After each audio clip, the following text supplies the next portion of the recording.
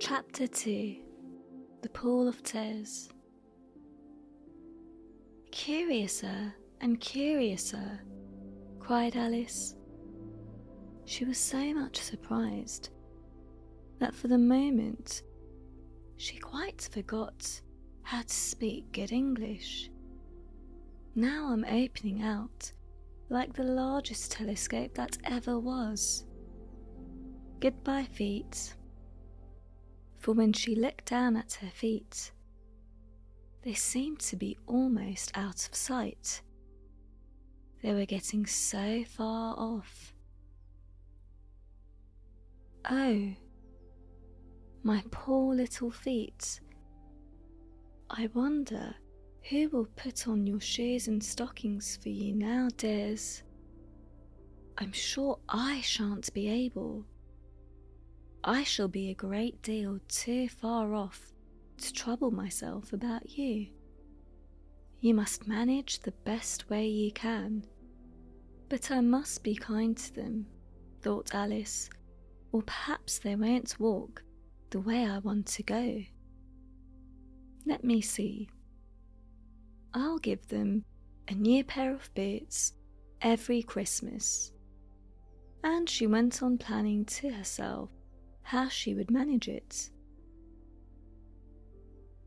They must go by the carrier, she thought, and how funny it'll seem sending presents to one's own feet. And how odd the directions will look. Alice's right foot, Esquire, hearthrug, near the fender, with Alice's love. Oh dear, what nonsense I'm talking. Just then, her head struck against the roof of the hall. In fact, she was now more than 9 feet high, and she at once took up the little golden key and hurried off to the garden door. Poor Alice! It was as much as she could do, lying down on one side to look through into the garden with one eye. But to get through was more hopeless than ever.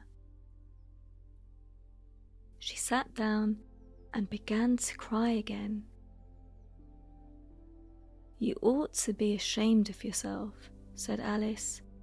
"A great girl like you," she might well say this, "to go on crying in this way. Stop this moment, I tell you."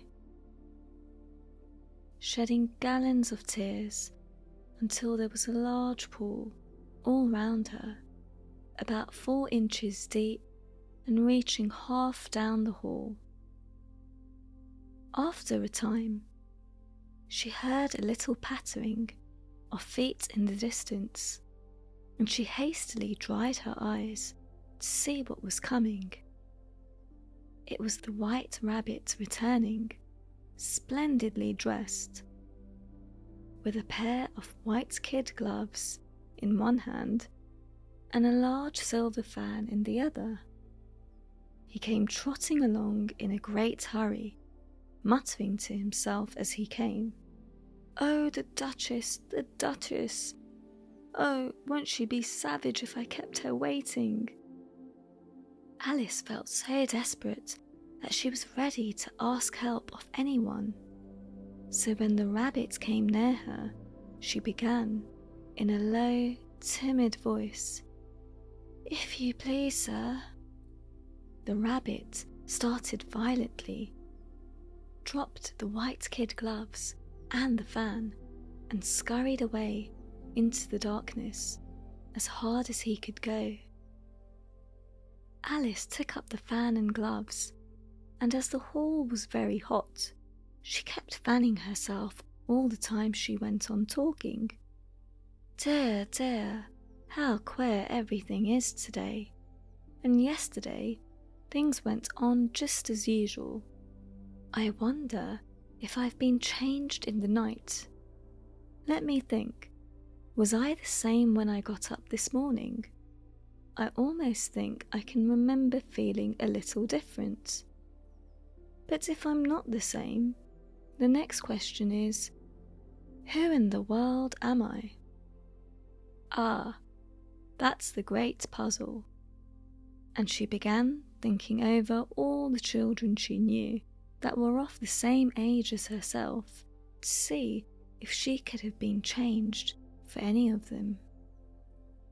I'm sure I'm not Ada, she said, for her hair goes in such long ringlets, and mine doesn't go in ringlets at all. And I'm sure I can't be Mabel, for I know all sorts of things, and she knows such a very little. Besides, she's she, and I'm I, and oh dear, how puzzling it all is. I'll try if I know all the things I used to know. Let me see. 4 times 5 is 12, and 4 times 6 is 13, and 4 times 7 is... Oh dear, I shall never get to 20 at that rate. However, the multiplication table doesn't signify. Let's try geography. London is the capital of Paris, and Paris is the capital of Rome, and Rome... No, that's all wrong. I'm certain. I must have been changed for Mabel. I'll try and say, how doth the little... And she crossed her hands on her lap as if she was saying lessons, and began to repeat it, but her voice sounded hoarse and strange, and the words did not come the same as they used to do. How doth the little crocodile improve his shining tail, and pour the waters of the Nile on every golden scale? How cheerfully he seems to grin, how neatly spread his claws, and welcome little fishes in with gently smiling jaws. I'm sure those are not the right words, said poor Alice, and her eyes were filled with tears again as she went on, I must be Mabel after all.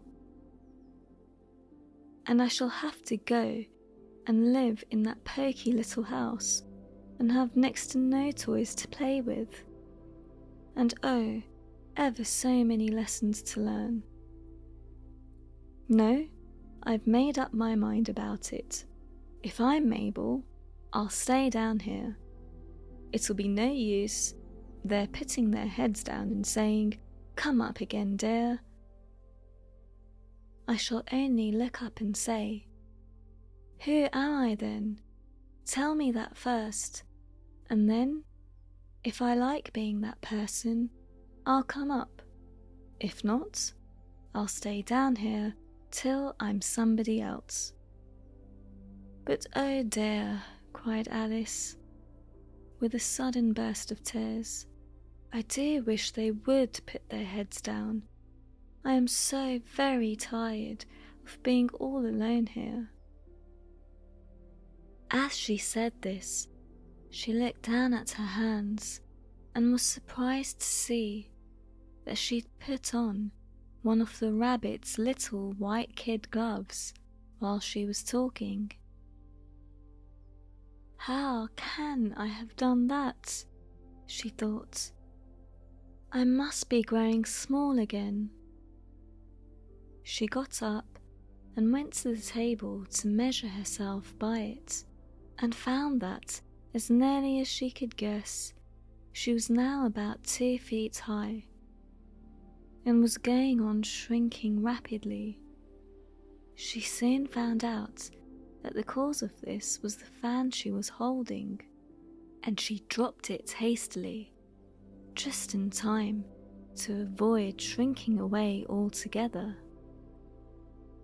That was a narrow escape, said Alice, a good deal frightened at the sudden change, but very glad to find herself still in existence. And now for the garden. And she ran with all speed back to the little door. But, alas, the little door was shut again, and the little golden key was lying on the glass table as before. And things are worse than ever, thought the poor child. For I never was so small as this before, never, and I declare it's too bad that it is. As she said these words, her foot slipped, and in another moment, splash, she was up to her chin in salt water. Her first idea was that she had somehow fallen into the sea, and in that case, I can go back by railway, she said to herself. Alice had been to the seaside once in her life and had come to the general conclusion that wherever you go to on the English coast, you find a number of bathing machines in the sea, some children digging in the sand with wooden spades, then a row of lodging houses, and behind them a railway station. However, she soon made out that she was in the pool of tears which she had wept when she was 9 feet high. I wish I hadn't cried so much, said Alice, as she swam about, trying to find her way out. I shall be punished for it now, I suppose, by being drowned in my own tears. That will be a queer thing, to be sure. However, everything is queer today. Just then she heard something splashing about in the pool, a little way off, and she swam nearer to make out what it was. At first she thought it might be a walrus or hippopotamus, but then she remembered how small she was now, and she soon made out that it was only a mouse that had slipped in like herself. Would it be of any use now, thought Alice, to speak to this mouse? Everything is so out of the way down here that I should think very likely it can talk. At any rate, there's no harm in trying. So she began. Oh, mouse, do you know the way out of this pool? I'm very tired of swimming about here, oh mouse. Alice thought this must be the right way of speaking to a mouse. She had never done such a thing before, but she remembered having seen in her brother's Latin grammar, a mouse, off a mouse, to a mouse, oh mouse. The mouse looked at her rather inquisitively and seemed to wink with one of its little eyes, but it said nothing. Perhaps it doesn't understand English, thought Alice. I dare say it's a French mouse, come over with William the Conqueror. For, with all her knowledge of history, Alice had no very clear notion how long ago anything happened. So she began again. Où est ma chatte?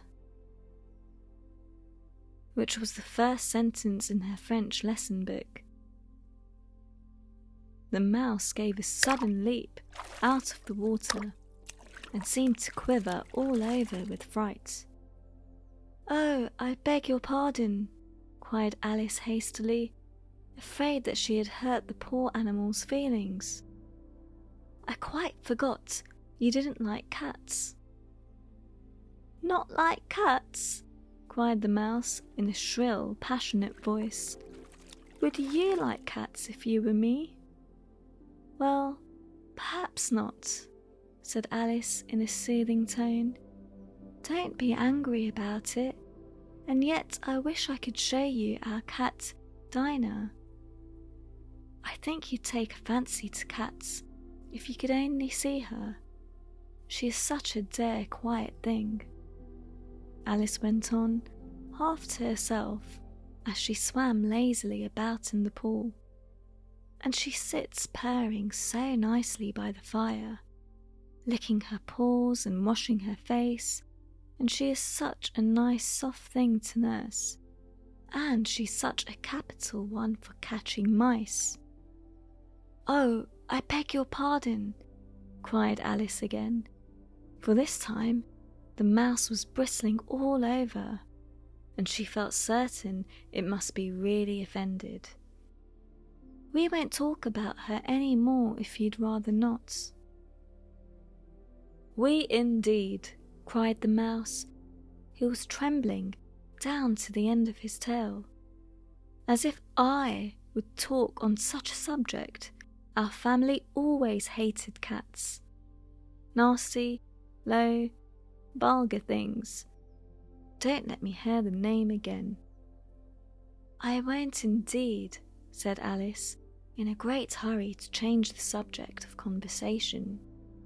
Are you fond of dogs?"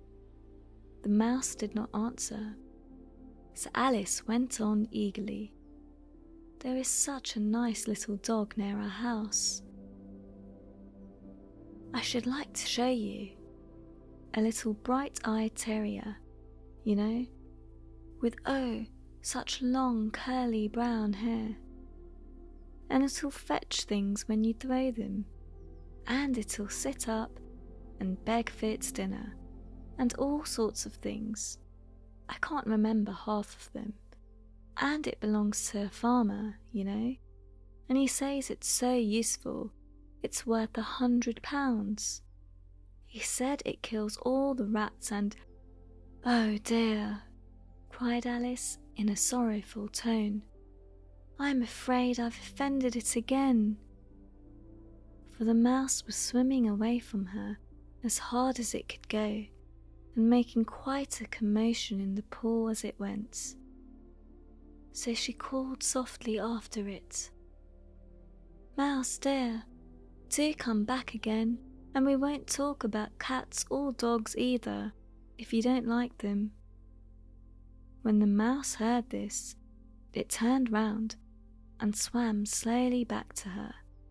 Its face was quite pale, with passion, Alice thought, and it said in a low, trembling voice, "Let us go to the shore, and then I'll tell you my history, and you'll understand why it is I hate cats and dogs." It was high time to go, for the pool was getting quite crowded with the birds and animals that had fallen into it. There were a duck and a dodo, a lorry and an eaglet, and several other curious creatures. Alice led the way, and the whole party swam to the shore.